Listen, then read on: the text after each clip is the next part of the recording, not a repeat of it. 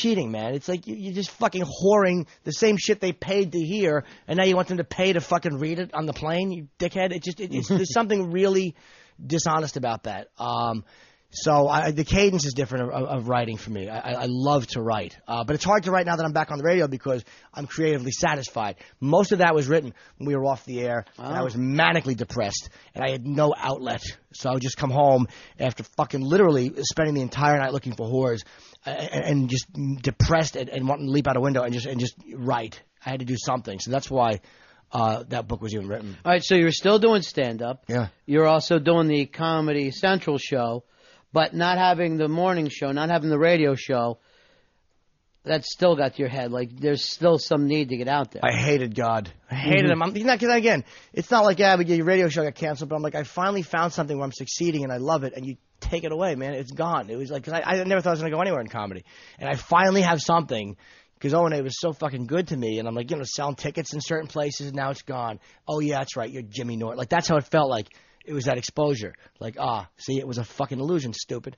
So Colin, who I love, Colin Quinn. I mean, and when people don't like Colin Quinn, you're a dummy if you don't understand how funny he is. Even if he doesn't make you laugh, if you don't understand how funny he is and understand how brilliant he is, you're an idiot.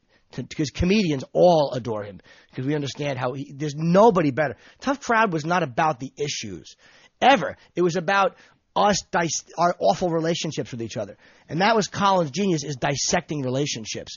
Nobody can pick apart true personal interactions better than him and accurately. And that's what it was about, just a bunch of idiots who were trying to speak about the issues and then just degenerating into shut your mouth, stupid, because that's who we are. And that's why I kind of hated Comedy Central for canceling that show and putting on Graham Norton. That was funny. So it was Colin's piece to kind of bring you guys in and turn you all on each other like a bad uncle? Yeah, just have you fighting in the basement? And he would take his beatings too, though. Uh-huh. You know what I mean? He was a self-important ass at times, and he knows it. And that was all the Comedy Cellar. That's what we do there. We just shit on each other. We talk about the issues, and we always just degenerate into teasing each other. And that was what the show was. So yeah, I love Colin because that gig was very, very important to me. That ran for about a year. Two seasons. 2 seasons. Yeah. 2 seasons, and then that was pulled back from you. Then you went to HBO. Well, I went right back to O&A, and then 2004, a few months later, 6 months later, I landed a half-hour special, which I did not like. I was fucking fat, and my neck, I watch it, I hate that special. And I wound up doing that, and then doing Lucky Louie, which the critics hated. I didn't mind the critics not thinking it was funny. I accept that. What I didn't like is when they criticized things like language, or there were certain things that I knew that they didn't want to like it because they thought it was too basic or the language wasn't snarky enough for them or, sophisticated enough for them. Yet Deadwood, every other word was fuck or cunt. Again, it's accepted in every other art form where they would criticize Louis and his wife having sex. They're a married couple fucking horribly like married people do. And people had a problem with that. I guess everyone wants to watch overly dressed sets. You know what I mean? Like, you watch who the fuck lives in an arena-sized bedroom with little glasses and colorful things? And nobody lives like that. It's just a bunch of fucking homos who just have to justify their own position on the set, so they overdo it, and they put the paintings, they all go, oh my God, that's lovely. And they fucking film it. It's awful. But again, if people didn't think Lucky Louie was funny, if it didn't make you laugh, if you hated the acting, I'll never argue with that. I'll never argue with that because that's, that to me is a very justifiable criticism. And they will they'll say that's an easy laugh if you tend to work blue. Yes, just like, but it's funny. Why don't they turn on fucking Cosby and say that a kid doing a cute? Why am I yelling at you? No, I have it right. I'm just glad you're not yelling at you for a minute. I'm really satisfied with that. But no, but it's amazing. An easy laugh is like. Is to me is something that's hacky, and people having real interactions is not an easy laugh. We didn't use canned laughter. Easy laughs are fucking everyone in Hollywood using those laugh machines, and they all use it. Louis would not allow one joke to be sweetened. If a joke bombed in the final thing, but he liked it, it stayed in. And some critics complain that the laughs were too loud, that they're obnoxious, because they're not used to hearing a live audience without that sitcom barrier. They put a plexiglass barrier in a lot of sitcoms. Louis did not do that. When Rick Shapiro walked out naked in that episode, I watched it. It's the biggest laugh I've ever seen anything get in a live situation.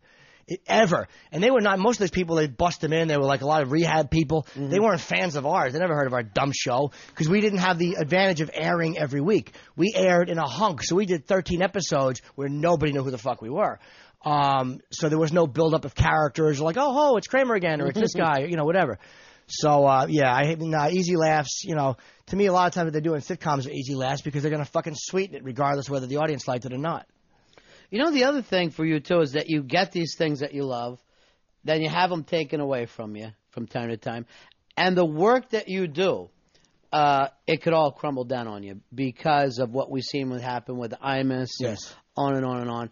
At any given moment, you could say something that could set everybody off.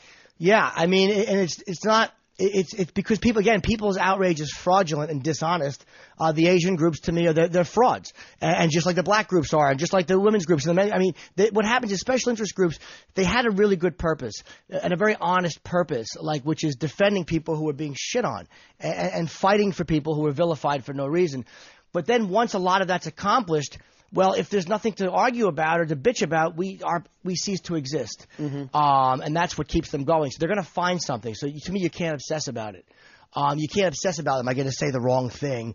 If you go on the Tonight Show and you drop the N-bomb, you're a dumb motherfucker. But you were a dumb motherfucker 10 years ago to do that. You know what I mean? If you say something that but the fact that Imus got dumped for that, it makes, first of all, no one safe because he billed a lot for CBS. He billed a lot more than we'll ever bill because of the fucking sponsors he had. If he can get fired, any of us can go. And the outrage over that was completely fraudulent. I didn't buy it. I didn't buy it from black people. I didn't buy it from fucking anybody at CBS. I didn't buy it from any of them. It was just a chance because white people are terrified to be accused of being racist. So whenever another white person is called racist, they will usually co-sign for it.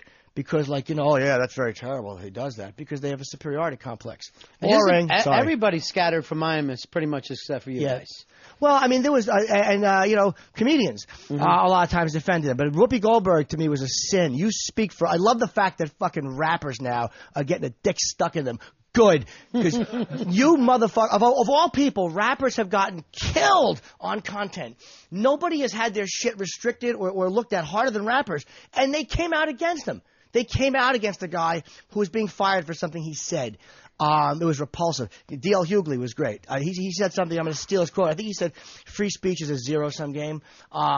He was just basically saying that there should be no limits on it other than what time, place, and matter in the Constitution. So the fact that and it is a fucking constitutional issue. Well, they're a company. They have the right to fire you. But you know what? It's like if you're coming after a guy and you're making him lose his livelihood because he said something that bothered you, then to me it is something constitutional about that. Because you can always find a reason to fucking justify booting somebody. The liberals say it's hate speech. The fucking conservatives say it's family values. They're all phonies. Yeah, and then there you are right in between them. You don't have one group that's going to swing in. No, that's why, by the way, when O&A got in trouble, the fact is we had people pushing back, which was very fortunate for us. Of course, Debbie and the fucking People Against Censorship, right? Did I get it right? That helped because now the news had somebody else to talk to. Right. They had somebody else to talk to. They had a bright woman to talk to, and they had other people out there reacting. They had something to focus on. It's amazing how guys like Sharpton and guys like Jesse Jackson, we all know that they're fucking cocksuckers, and yet they have influence. He said Hymietown. He said and he was a presidential candidate. It's amazing how anybody listens to him. He said he didn't like Jews. When you call New York Hymietown, you're saying, I don't like Jews. He's gone to, I think, to meet with Muammar Gaddafi. This is a guy who really has influence. But Imus says something, and he's fucking booted off the air because everybody's afraid of being, oh, we're not racist, Jess, So for you now, you've got to keep an eye on this, even when it's not you or anybody you know, and you'll be on the defense of this now. Because if it happens anywhere, it's kind of happening to you. Yeah, in a way it is, yes. Yeah. But we should all be disgusted by it. It's like I would never want anybody to not be able to say what they want, ever. I mean, I know I have a reputation for shitting on liberals, but my problem with liberals is not the political beliefs. It's not. I don't agree with a lot of them, but there's a lot of what they do that I love. My problem with them is they have become the conservatives. Like, I perform in colleges, and they were places that want you to sign something saying you will not make racial jokes, you will not make gay jokes, and they hide behind, well, this has to be a safe haven. But they are supposed to be this oasis of free speech and free thought, and they become as fucking repressive as anybody else.